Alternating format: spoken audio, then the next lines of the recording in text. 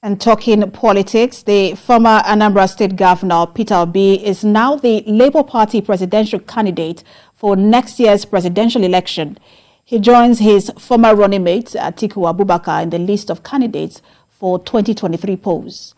Mr. Obi emerged victorious from the party's primaries conducted in Asaba, the Delta State capital, after three other aspirants, including Professor Pat Utomi, stepped down from the race.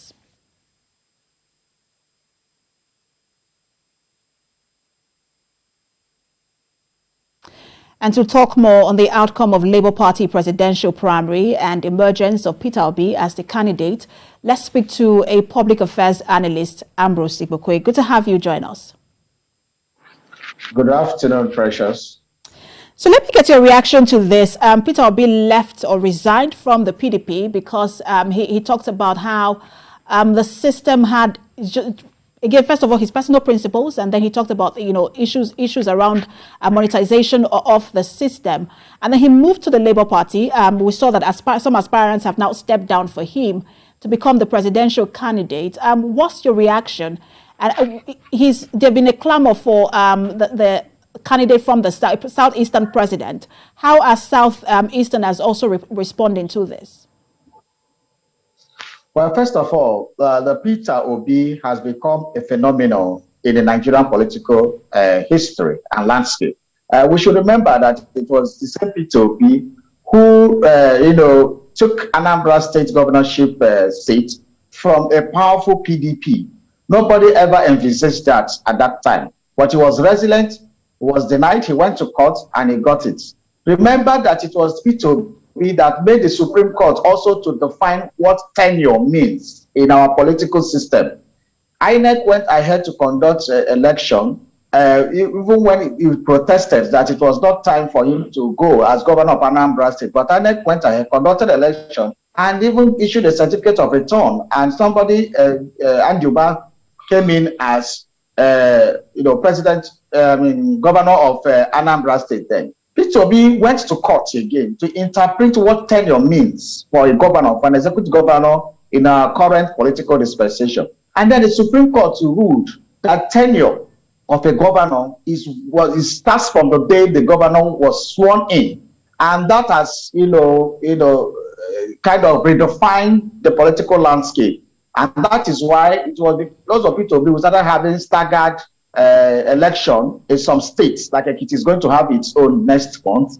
So that is how he has become a phenomenon. Then he contested last time with Atiku Abubakar on the platform of PDP as vice president. Now that was because the PDP zones, they were the ones that introduced zoning arrangement to our political landscape around north and south. And when we follow the chronology of it, the South started, North took over, South, North now. And now it is very funny. And for inexplicable reasons, PDP decided not to zone the position of the president to the South, which is ought to come to. Some people have argued that the BDP is zoning its own positions, that the last time it zoned was to the North. It's not about BDP, it's about the presidency of Nigeria. And so if the president of Nigeria has gone to the North currently, he's supposed to come back to the South. And then when the flurry of activity started at the PDP, it was very clear that when the PDP said they were throwing it open, it smacks of deceit to the people, especially to the people of the South. And why they were clamoring for Southeast was because when it is turn of the South, the Southwest has had a turn, the South has had a turn, and naturally it should be the Southeast to have this turn. So Peter Obi, went into it, and his phenomenal rise, popularity started soaring over the last few months. And let's talk about that phenomenon. Sorry to jump in. I just want to talk about that. I don't want to lose that statement. You're talking because again, we've actually seen that he's been able to galvanize support amongst young people. But there are analysts who are wondering whether he will be able to win his chances in this election, because they are saying that he would require the party structure like that of the PDP and the APC to be able to win election. I just want to ask you what his chances are. It is not true. What you need is a party structure across the 36 states. And I think the party he has bettered with, which is the Labour Party, has all the structure. The Labour Party is also a very strong institution when it's got. They have produced the governor before in Ondo State, and so it's not a small party, and they are relevant. It resonates with the workers. It resonates with the youth. It resonates with the struggle to free Nigerians from the clutches of those who think that it is their right to decide whatever comes to us.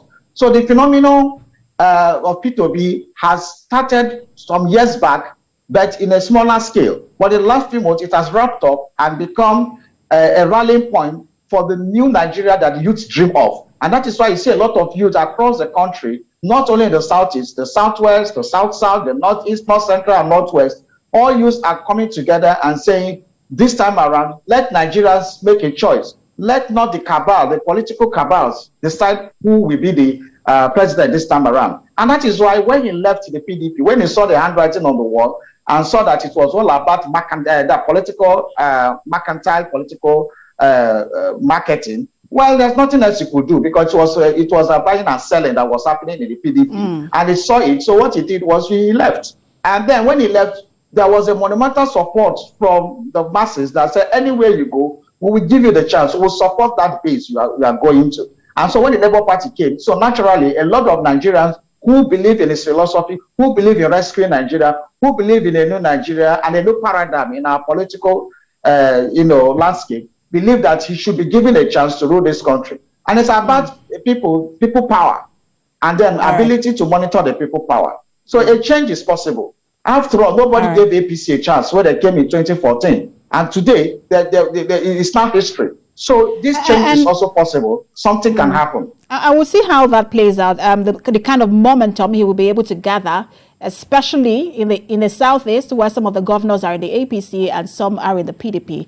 I will see how things play out. Thank you so much for talking to us. As always, on party primaries, where Peter Obi is now the presidential candidate of the Labour Party. Ambrose Igbokwe, thank you for talking to us. Thank you very much, Precious, for having me.